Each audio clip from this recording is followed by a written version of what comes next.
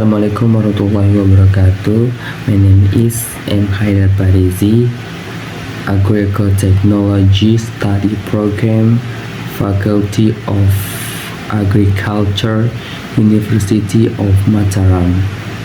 Here, I will explain about environmental factor for controlling microbes. Microbial war factor atau pengendalian mikroba, faktor kerja mikroba. Lingkungan memiliki peran yang sangat besar dalam memengaruhi aktivitas, pertumbuhan, dan kemampuan hidup mikroorganisme. Mikroba seperti bakteri, jamur, maupun virus sangat bergantung pada kondisi lingkungan tempat mereka berkembang. Oleh karena itu, pengendalian mikroba dapat dilakukan dengan cara mengatur atau memodifikasi faktor-faktor lingkungan agar tidak mendukung pertumbuhan mereka.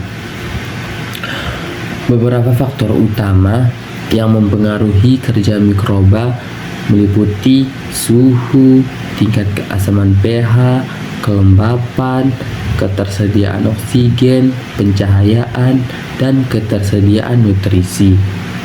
Jika salah satu faktor berada di luar batas toleransi, aktivitas mikroba akan menurun dan dalam kondisi ekstrim dapat menyebabkan kematian sel mikroba.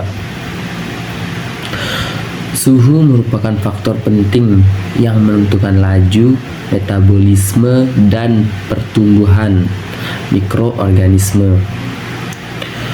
Setiap mikroba memiliki suhu optimum yang mendukung kinerja enzim-enzimnya secara maksimal.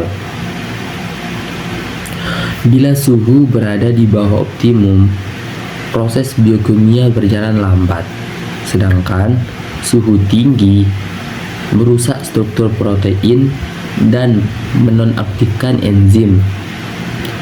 Prinsip ini dimanfaatkan dalam berbagai metode pengendalian mikroba seperti sterilisasi dan pasteurisasi yang bertujuan menghentikan aktivitas mikroba pada bahan makanan, peralatan medis, atau lingkungan laboratorium. Dengan demikian, pengaturan suhu menjadi salah satu cara paling efektif dalam pengendalian mikroba secara fisik. Selain itu, faktor pH juga berperan besar dalam menentukan kemampuan hidup mikroba. Setiap mikroorganisme memiliki kisaran pH tertentu yang sesuai untuk pertumbuhannya.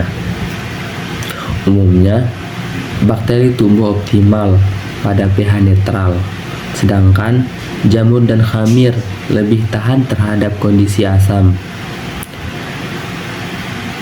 Ketidakseimbangan pH dapat mengganggu kestabilan ion dan menghambat kerja enzim di dalam sel. Oleh karena itu, pengendalian pH sering diterapkan pada proses pengawetan pangan, misalnya melalui fermentasi atau penambahan bahan pengasam untuk menciptakan kondisi yang tidak mendukung pertumbuhan mikroba. Kelembapan dan ketersediaan air juga merupakan faktor penting bagi kehidupan mikroorganisme. Air berfungsi sebagai pelarut dan medium bagi reaksi biokimia yang terjadi di dalam sel. Bila kelembapan rendah, mikroba mengalami kekeringan, dehidrasi, dan tidak dapat berkembang. Hal inilah yang menjadi dasar penggunaan metode pengeringan atau penyimpanan bahan kondisi kering untuk memperlambat pertumbuhan mikroba. Sebaliknya, lingkungan yang lembab justru mempercepat pertumbuhan jamur dan bakteri membusuk.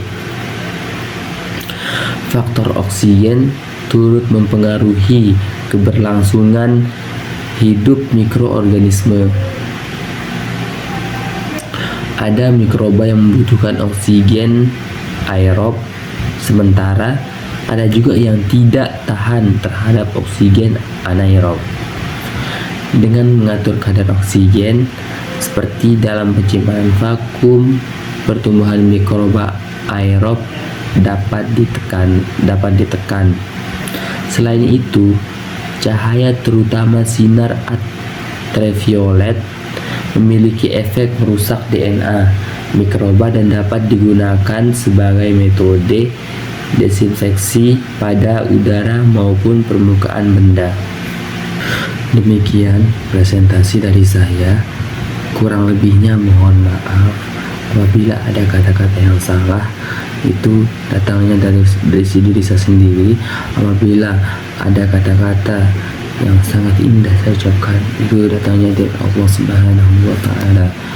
Baik, syukron. Assalamualaikum warahmatullahi wabarakatuh. Syukron.